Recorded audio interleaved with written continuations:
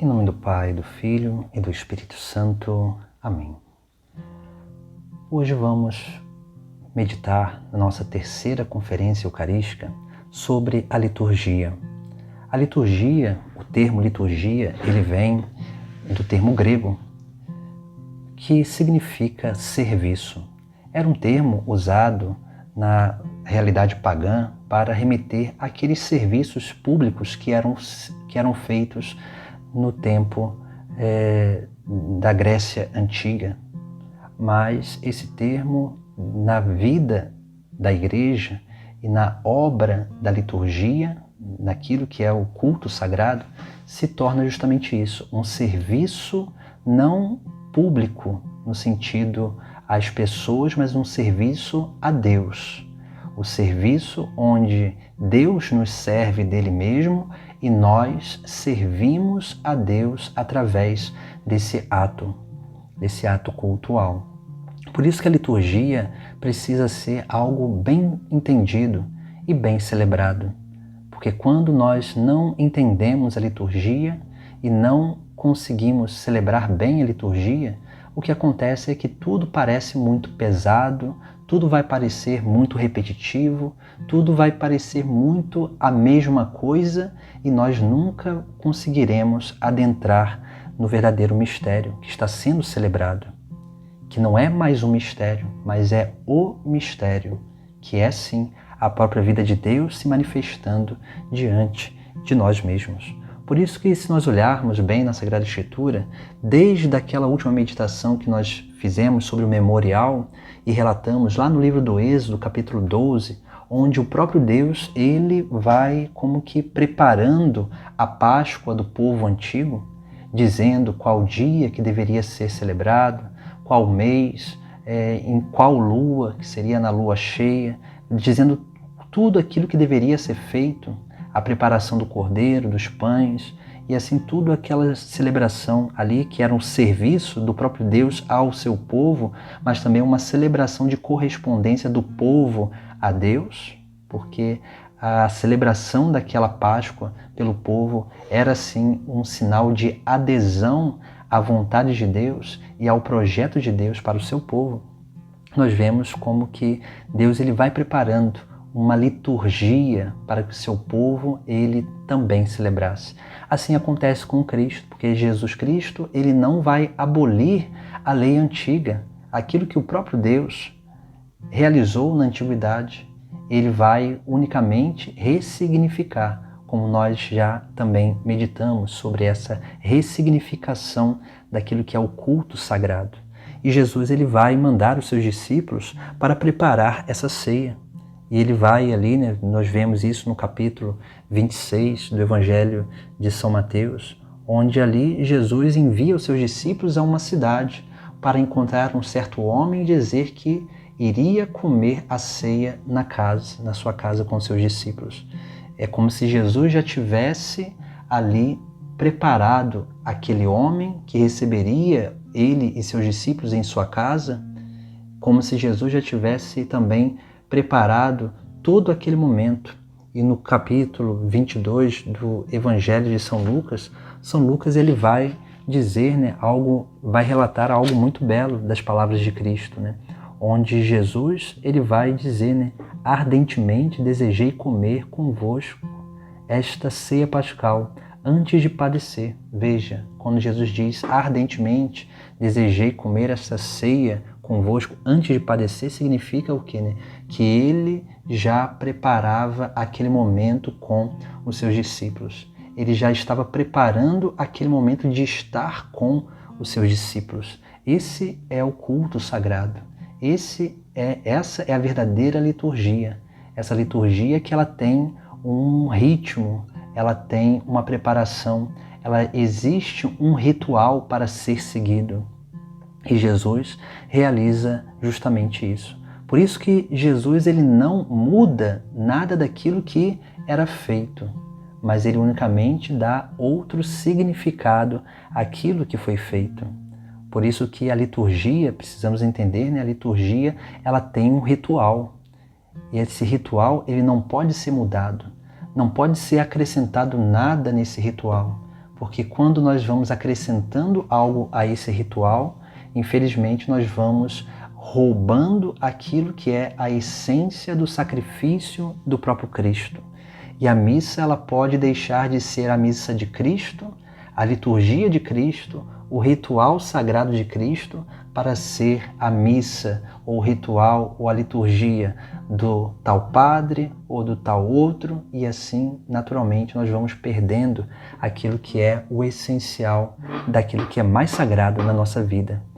A liturgia não pode ser aquilo que uma grande novidade, porque muitas vezes nós podemos, às vezes, se sentir tentados em fazer isso, em ficar gerando novidades dentro da liturgia. Não, a liturgia é por si uma grande novidade, mas é uma novidade pela meditação e pelo aprofundamento no mistério que é celebrado, porque o mistério de Deus é infinito. E quanto mais nós mergulhamos nesse mistério, mais nós vamos contemplando a novidade do mistério e não acrescentando novidades ao mistério. A liturgia é uma obra de revelação, onde ali nos é revelado, é tirado o véu para que a gente possa adentrar na contemplação dessa parcialidade do mistério.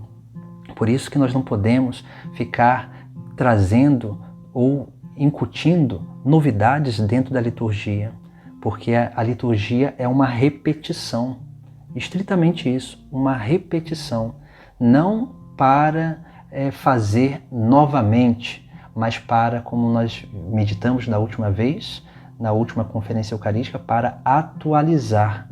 Quando nós celebramos a liturgia, naquilo que a Igreja nos confia e aquilo que a Igreja nos indica como verdadeira celebração, nós estamos ali unicamente fazendo que atualizando o mesmo sacrifício de Cristo. Nós estamos atualizando. Por isso que a liturgia, para aqueles que não adentram no mistério dela, parece repetitiva, mas ela não é repetitiva, porque ela é o único sacrifício de Cristo. Se é o único sacrifício de Cristo, ele não se repete, ele unicamente se atualiza no tempo. E é isso que nós vemos diante dos nossos próprios olhos. Por isso que o ritual ele precisa ser sempre idêntico, porque não pode faltar nada nesse sacrifício de Cristo. Ele precisa ser pleno, ele precisa seguir realmente essa cadência ritual.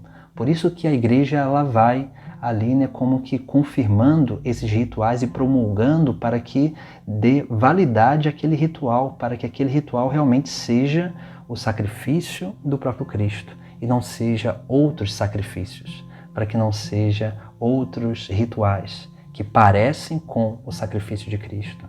Por isso que quanto mais nós vamos adentrando nesse entendimento da liturgia, que é esse serviço sagrado, nós vamos realmente acolhendo essa grande obra de Deus na nossa vida.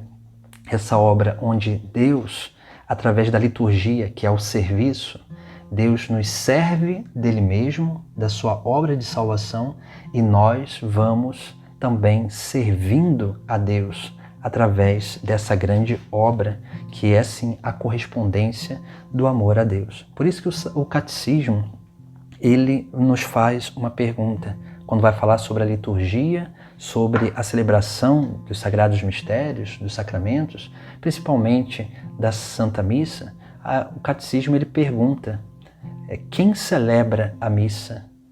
E depois ele vai responder que a Igreja celebra a missa. O sacerdote, ou o bispo, que é um sacerdote, ele preside essa missa, porque a missa é um ato litúrgico, um serviço do próprio povo de Deus ao Deus, a Deus. E quanto mais nós vamos entendendo isso, que nós estamos ali não para só ver aquilo que acontece na missa, nós estamos ali para participar ali, efetivamente da Sagrada Liturgia, porque o participar da Sagrada Liturgia é o quê? É acompanhar o movimento, o próprio levantar, o sentar, o ajoelhar, tudo isso é participação na Sagrada Liturgia, no sacrifício de Cristo.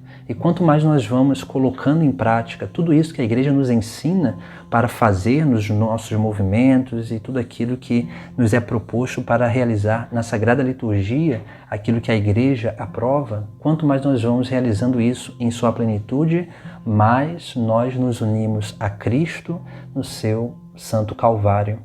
Mais nós vamos acompanhando a Cristo, subindo ao Monte Calvário com a sua cruz, para no Santo Altar, ali ele se entregar por cada um de nós, para que ele possa descer depois desse santo altar da cruz e ser entregue a cada um de nós na Sagrada Eucaristia, para que assim realmente possamos adentrar e aprofundar nesse grande mistério da nossa fé, que é sim o santo sacrifício de Cristo, onde ali Cristo se dá em ação de graças.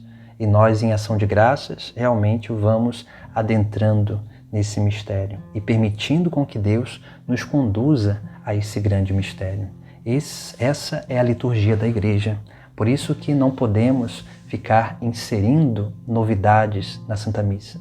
Precisamos unicamente fazer aquilo que a igreja nos ensina. Porque na medida em que nós fazemos aquilo que a igreja nos ensina, nós vamos cumprindo aquilo que Jesus disse aos seus discípulos: fazei isto em memória de mim. E também aquela passagem, aquela palavra de Cristo que ele vai dizer aos seus discípulos no Evangelho de São João, no capítulo 13. Porque no capítulo 13 nós temos ali a passagem da ceia, mas São João ele não relata a instituição da Eucaristia. Mas ele vai dizer algo que serve também para a Eucaristia, porque Jesus ali celebrou essa Eucaristia e depois lavou os pés dos seus discípulos. E Jesus vai dizer: entendeis o que eu vos fiz? Vós me chamais de mestre e eu sou, e dizeis bem, porque sou. Se eu, o Senhor e Mestre, vos lavei os pés, também vós deveis lavar os pés um dos outros. Depois ele vai dizer: dei-vos o exemplo para que façais assim como eu fiz para vós. Veja que essas palavras de Jesus servem não só para o lava-pés, mas também para todo esse ritual que ele realizou, porque ele nos pede para fazer aquilo que ele fez, unicamente aquilo que ele fez, e não ficar inventando coisas dentro daquele ritual que Jesus Cristo nos mandou celebrar e nos mandou atualizar dia após dia em nossos santos altares. Em nome do Pai, do Filho e do Espírito Santo. Amém.